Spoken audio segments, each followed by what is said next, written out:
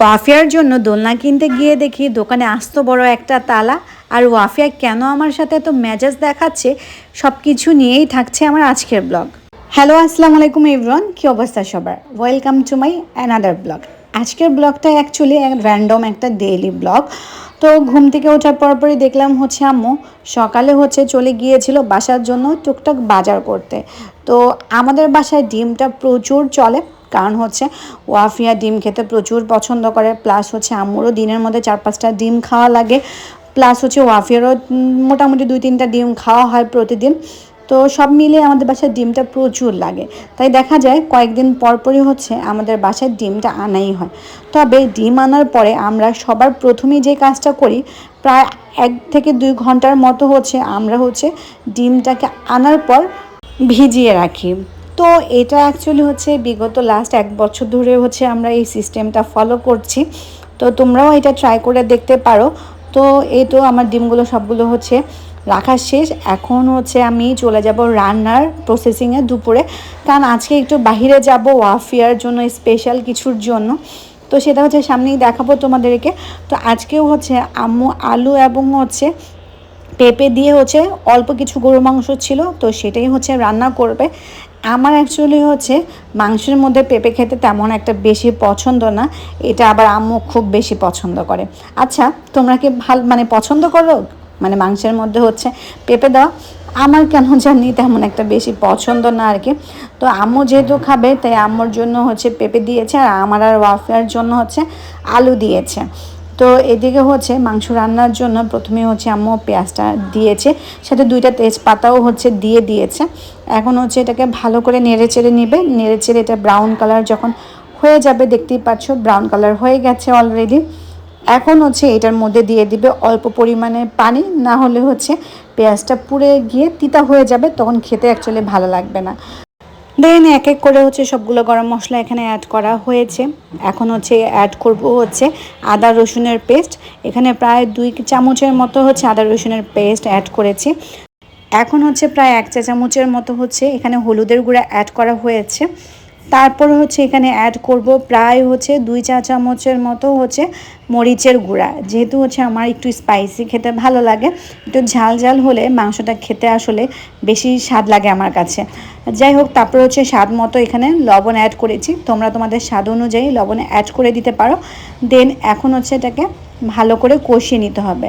So এটাকে আমি প্রায় 5 মিনিটের মতো কষিয়ে নিব। কষানো হয়ে গেলে এখন গরু মাংসগুলো এখানে অ্যাড করে দেব। এখন এটাকে প্রায় 5 মিনিটের মতো কষাতে রাখবো। কষানো হলে 5 মিনিট, দেন অ্যাড করে দিব কেটে রাখা আলু এবং পেঁপে। এখন আগেন আবার এটাকে 5 মিনিট ধরে কষাবো। তো এইদিকে এটা কষতে কষতে আমি আমার জন্য বেগুন ভেজে নেব। বেগুন ভাজা আমার খুবই পছন্দ, তাই এই সাইজ করে আমি বেগুনগুলোকে কেটে নিয়েছি। দেন অ্যাড করেছি হলুদ এবং মরিচের গুঁড়া এবং লবণ।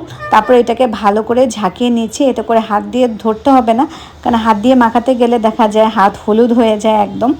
তারপর চুলায় প্যান বসিয়ে দিয়ে দিয়েছি তেলটা গরম হয়ে আসলে এখন আমি দিয়ে দিয়েছি আমার কেটে রাখা বেগুনগুলো।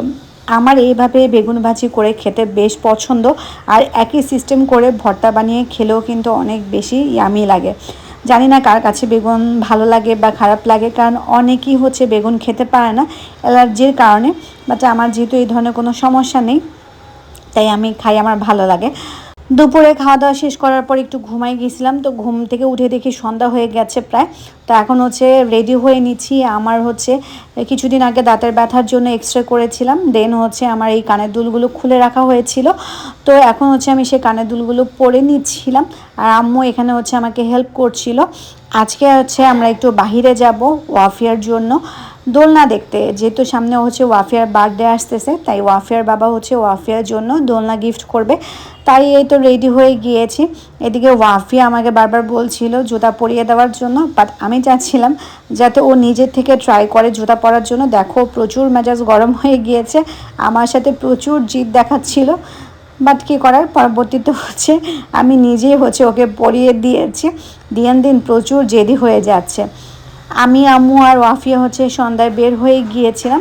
এখন আমরা যাচ্ছিলাম শনি আকড়ার দিকে, কারণ আমি অনলাইনে একটা দেখেছিলাম পেজে, সো চলে এসেছিলাম এই যে লোকেশনে, বাট এসে দেখি বড় একটা তালা লাগানো, দেখে মনটা একদমই খারাপ হয়ে গিয়েছিল ওয়াফে। দেন হচ্ছে আমরা খুঁজতে খুঁজতে ওনাদের ফ্যাক্টরিতে চলে গিয়েছিলাম। এটা হচ্ছে ওনাদের কারখানা, বাট এখানে যাওয়ার পর আমি একদম ডিসঅ্যাপয়েন্টেড হয়ে গিয়েছিলাম। জানি না কার কাছে এই দোলনাগুলো, মানে জামাই বউ যে দোলনাগুলো বিক্রি করে কেমন লাগে, বাট আমার কাছে একদমই পছন্দ হয়নি। তারপরে এই পার্সিয়ান ক্যাটটা আমার এত বেশি পছন্দ হয়েছিল। যাই হোক, কী করার, দেন ব্যর্থ হয়ে অ্যাগেন ফিরে আসি। কী দোলনা নিব সেটাই ভেবে পাচ্ছিলাম না। এরকম কোনো পেজও পাচ্ছিলাম না যেখানে একটু ইউনিক টাইপের কোনো দোলনা সেল করে, কারণ আমি মানে অনলাইন ঘুরলেই দেখে এই জামাই বউ দোলনাগুলোই সেল করে, বাট কেন যেন আমার এই দোলনাগুলো তেমন একটা বেশি পছন্দ হচ্ছিল না। তাই আমি চিন্তা করছিলাম যে কাস্টমাইজ করে হচ্ছে আমি নিজে ডিজাইন করে বানাবো কিনা, বাট কী ডিজাইন করব সেটাও বুঝে পাচ্ছিলাম না। তো বাসায় আসার পর প্রচুর হাঁটাহাঁটি যেহেতু করা হয়েছিল, প্রচুর ক্ষুধা লেগে গেছিলো, তাই বসে পড়েছি হচ্ছে পেঁপে কাটার জন্য। যদিও রাতে অ্যাকচুয়ালি হচ্ছে ফল খাওয়াটা উচিত না, বাট প্রচুর ক্ষুধা লাগছে আর হাতের সামনে দেখছিলাম এই পাকা পেঁপেটা, তাই হচ্ছে পাকা পেঁপে নিয়ে বসে পড়েছি খাওয়ার জন্য। তো এটা ছিল আমার আজকে অ্যাকচুয়ালি হচ্ছে ছোটোখাটো একটা ডেইলি ব্লগ। জানি না তোমাদের কাছে কেমন লেগেছে। তো তোমরা কিন্তু আমার পেজে অনেকেই আছো অ্যাক্টিভ, বাট একদমই লাইক শেয়ার কমেন্ট করো না, বাট কেন সেটা আমি বুঝতে পারি না। সো যারা যারা এখনও পর্যন্ত লাইক শেয়ার কমেন্ট করোনি, প্লিজ ডু গাইস। যারা যারা এখনও পর্যন্ত আমার চ্যানেলটিকে ইউটিউবের সাবস্ক্রাইব করোনি, অবশ্যই কিন্তু আমার চ্যানেলটিকে সাবস্ক্রাইব করতে ভুলবে না। সো নতুন ব্লগে আবার দেখা হয়ে যাবে তোমাদের সাথে। সে পর্যন্ত সবাই ভালো থাকবে, সুস্থ থাকবে। আল্লাহ হাফেজ গাইস, আর থ্যাংকস ফর ওয়াচিং।